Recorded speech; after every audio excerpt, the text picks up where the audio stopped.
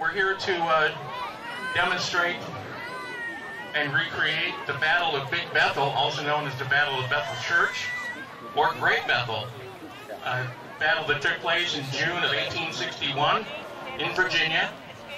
Big Bethel was the first Civil War land battle in present-day Virginia, and arguably the first land battle of the entire war. There was a battle that happened a week before called the Battle of Philippi on June 3rd in present-day West Virginia, but then was part of Virginia. But the Battle of Philippi was considered more of a skirmish than a battle. General Butler was commanding Fort Road near Hampton in support of the Union blockade of Chesapeake Bay. Control of his fort at the tip of Virginia Peninsula also allowed the Union to occupy the adjacent towns of Hampton and Newport News. So in order to block Union forces from advancing further up the peninsula, Confederate forces under John Magruder had built a defensive line with outposts at Little Bethel Church, about 8 miles from Hampton, and at Big Bethel Church, a short distance further north along Marsh Creek. So Magruder's force of 1,200 men included Colonel Daniel Harvey Hill's 1st North Carolina, the 3rd Virginia, a cavalry battalion under Major Montague, and the Richmond Howitzer Battalion. And that's basically how the battle started.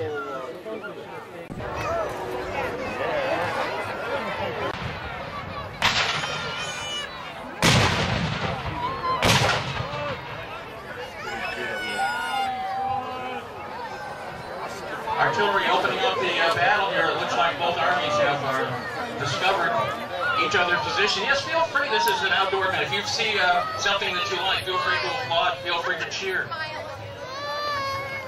How many people on the crowd here are cheering for the North? As well you should. How many here are rebels at heart and cheering for the South? We need to hear a rebel yell. Come on. So feel free to let the reenactors know that you enjoy seeing what you're viewing this afternoon. Artillery piece, and you can see the man walking from the limber up to the artillery piece itself. You want to walk up further? You're okay. Just as long as look for RJ. RJ's wearing his black hat. And the gunner will then sight the piece, and then it is fired. An artillery crew could probably get off between 2 and 4 shots a minute as we have the Michigan Cavalry Brigade hit the field. The Union Cavalry. In 1861, for the Union, primarily the cavalry was used to scout the enemy positions, act as messengers, couriers. Yes. From the beginning, the South used their cavalry as a fighting force. It wasn't really until the Battle of Gettysburg in 1863 that the Union really changed the way they used cavalry.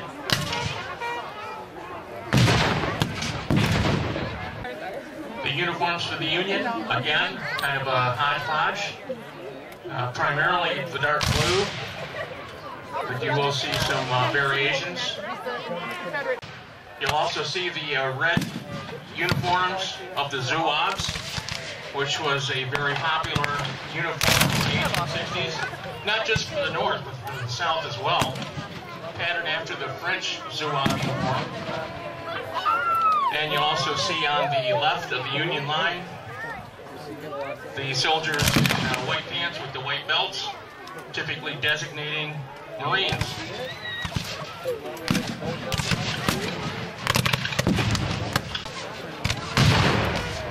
The soldiers that were out in skirmish formation have done their job. They found the Union position, exposed where the Union main force is, and now they are falling back to the main line to rejoin the rest of their brigade.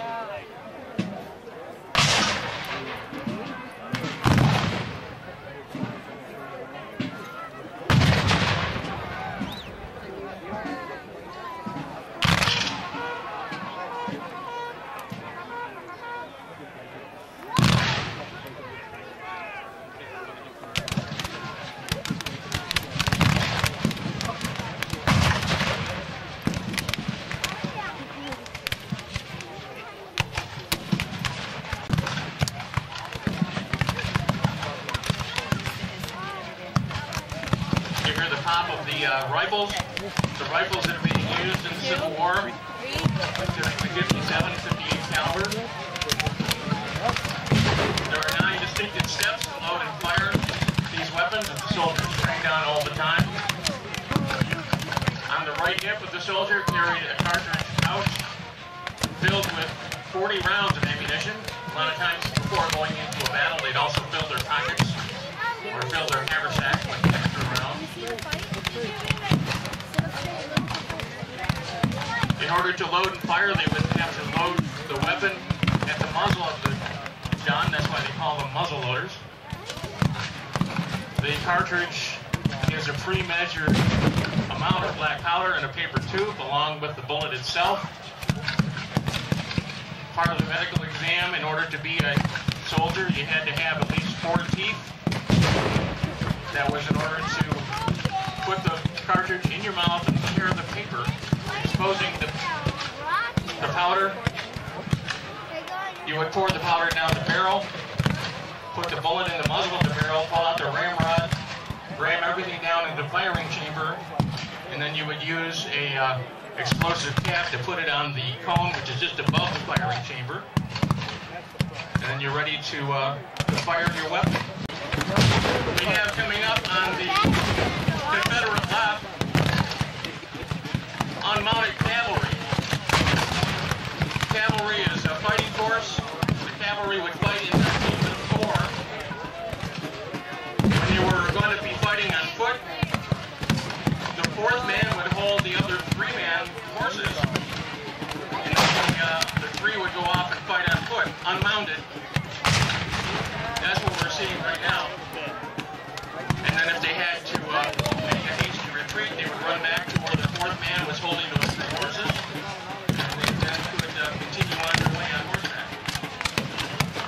However, if that 4th man was a casualty, they would have to try to run their horses down.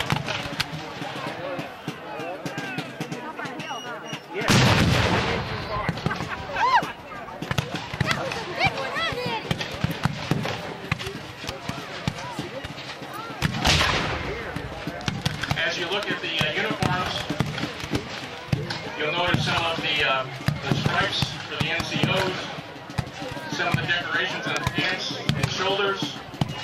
Light blue designated infantry, red designated artillery, and yellow designated cavalry. And we still have those colored notations in the armed forces today.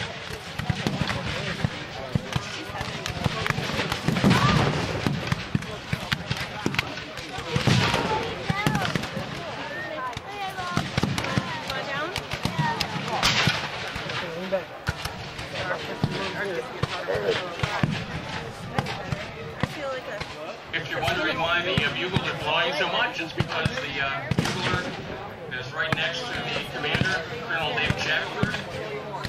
As Colonel Shackelford wants to move his troops onto the field in different areas, he tells the bugler to tell instructions to the troops by bugle. And he can tell each individual company what to do and where to go using the bugle call. And it saves a lot of running on the field.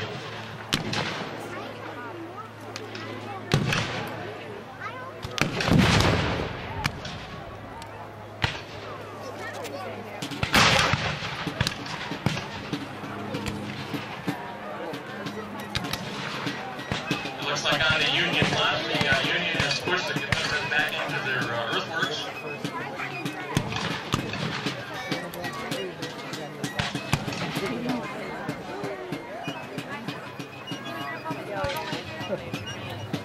Tanner, careful, honey. Don't smother him, okay? You'll notice the Union flag in the back of the line. That's typically where the staff would be. Tanner. The big 3 denoting the brigade that they're with. The Confederate flags that you see on the field are known as the Stars and Bars. Officially, the national flag of the Confederacy.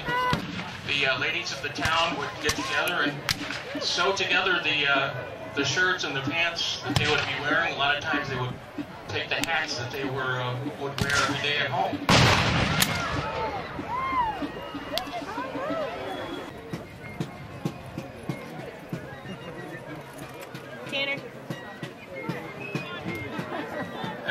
got the fighting drum in the background playing music to inspire the troops.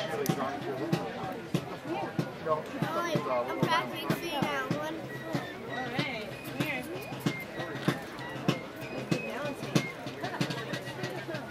Michigan during the Civil War sent more than 90,000 men, nearly a quarter of the state's male population in the 1860s, to serve in the war.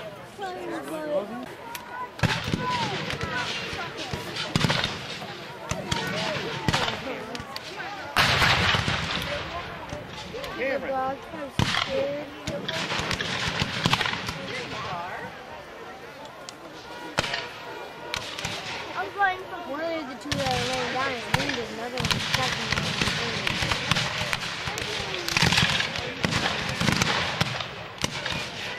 So they kept wounded them out.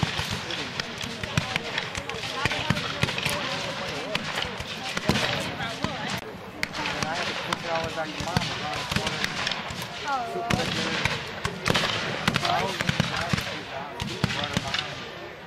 Oh my God.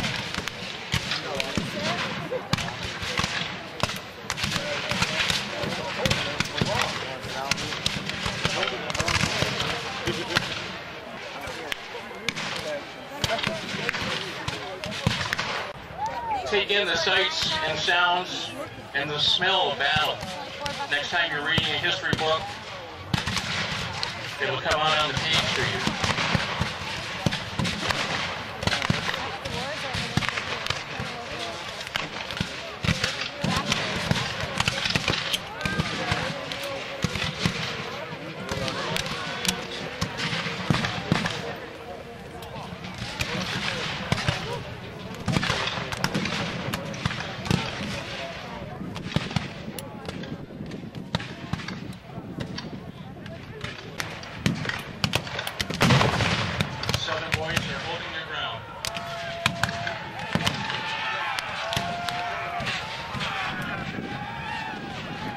That famous rebel yell.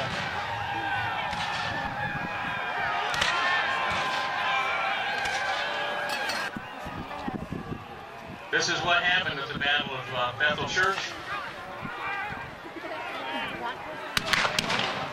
During the battle itself, there were two Union regiments that were both dressed in the militia uniform, which was gray. They all wore white armbands to designate that they were Union, but they didn't tell the rest of the army that's what they were doing. So when the Union troops wearing gray came up on some other Union troops wearing gray, they both thought they were facing Confederate troops, and they shot at each other. The 3rd New York and the 7th New York traded shots at each other and caused some casualties by friendly fire. It also caused confusion in the Union ranks, caused the Union Army to retreat and regroup, and caused the Union to fall back, giving the battlefield back to the Confederates for the end of the Battle of Bethel Church.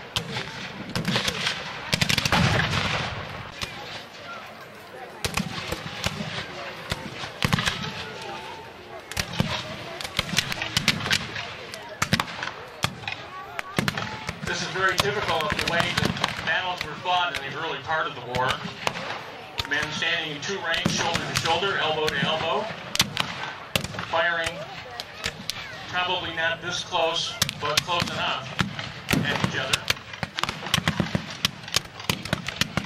By the end of the war, the casualty rate had been so high by fighting this way that the soldiers got smart and the commanders got smart and started digging trenches, typical of what you might think of when you think of World War I battles. So technology advanced so much during the Civil War that it changed warfare itself.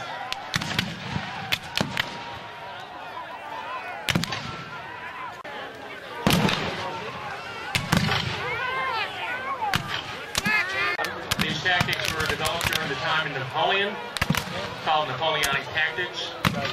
Commanders, both North and South, studied these tactics when they were in military school. places like West Point, Virginia Military Institute. They all studied out of the same books. When it came time for the Civil War, they used the same manuals. And these are the very same manuals that we use today to do reenactments.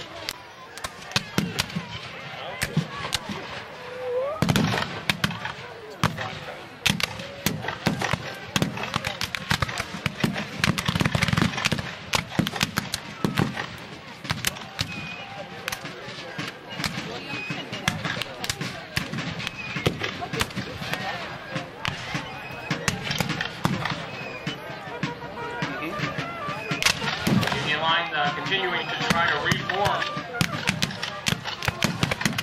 They must be outnumbered about 2-1 right now. The Confederates keep up this rate of fire, they're going to be outnumbered 3-1 pretty soon.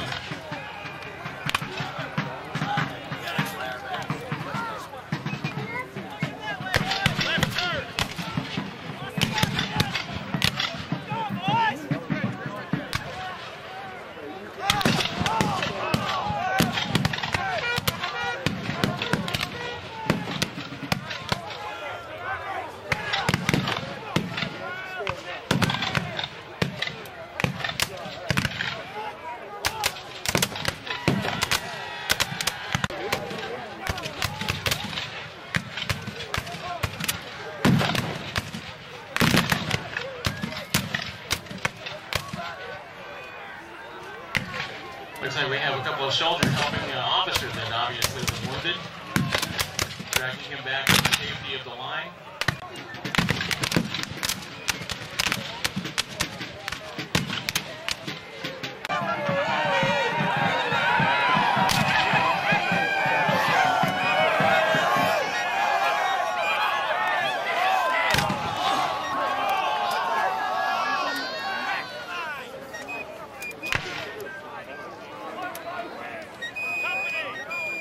You watch that both sides, both North and South, trying to protect their colors. It was the ultimate loss to lose your colors. It's considered a disgrace to have your colors stolen or captured. In fact, the U.S. Congress put so much on capturing an enemy flag that during the Civil War in 1862, they instituted the Congressional Medal of Honor, and they gave the honor to soldiers, of course, that performed above and beyond the call of duty, but also gave them to soldiers that captured enemy flags. One of the things that we do here as reenactors is we're not here to glorify war, we're here to remember both sides, North and South. So we take a moment of silence.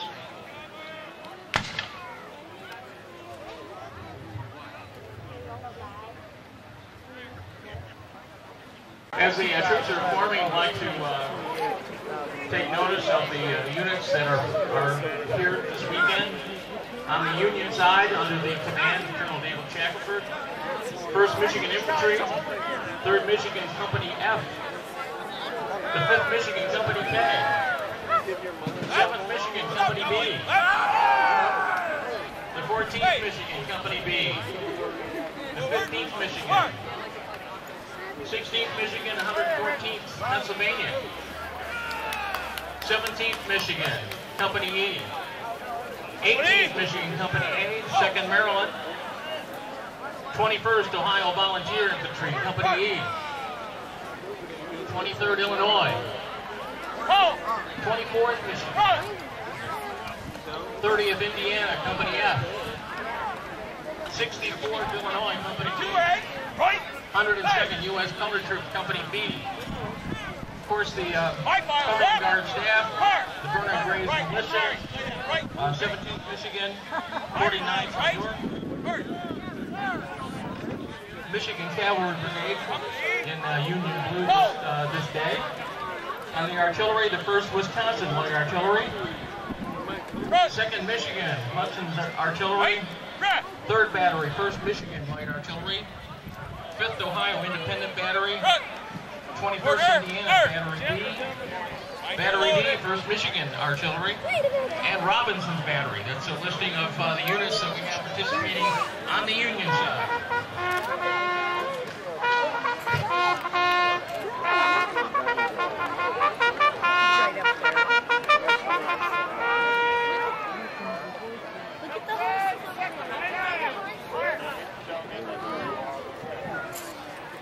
They will be passing in review.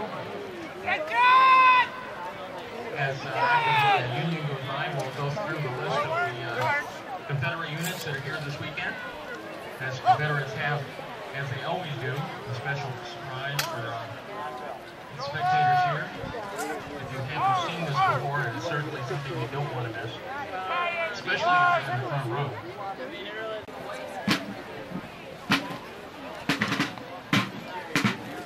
Passing in review, saying thanks to you for being here to support Civil War history. Colonel David Shackelford in the lead of his Union troops.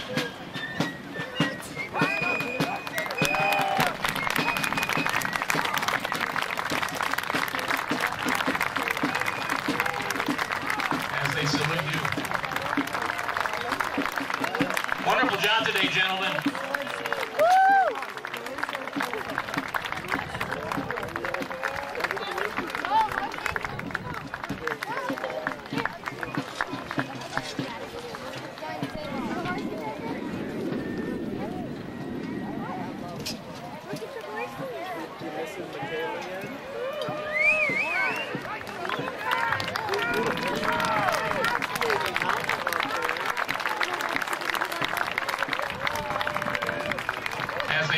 Some of the Union companies are going to holding a position of holding the rifle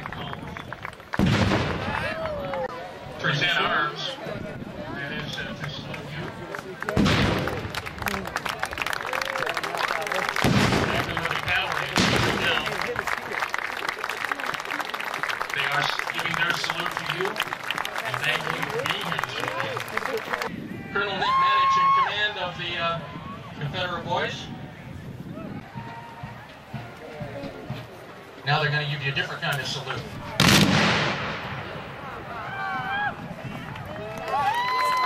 That was a beautiful volley.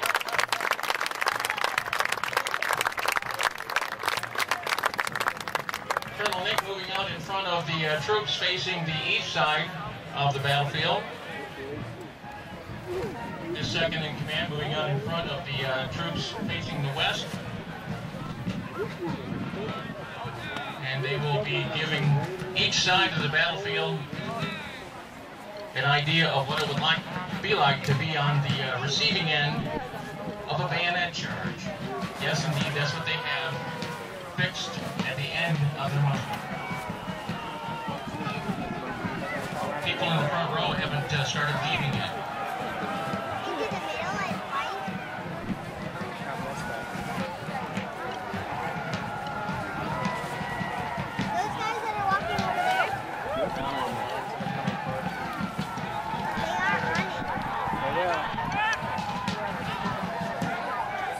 Get ready for that famous rebel yell.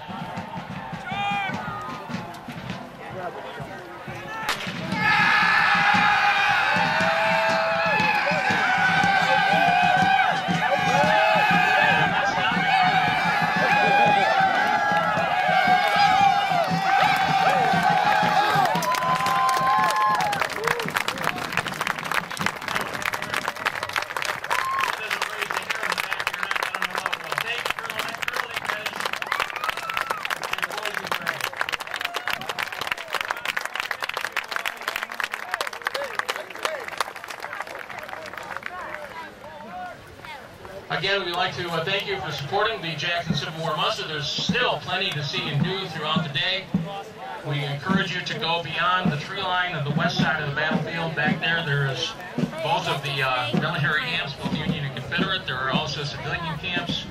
Over by the pond, there is a Harrisonville, which is a small town which has a lot of people giving you special impressions. We have a nonprofit area down by the band shell and along the north side of the hill as well. Again, we appreciate you supporting the muster. Drop in a donation in the donation bucket, buy a program, and don't forget to see Mr. Becker down at the band shell, whose father was really in the Civil War.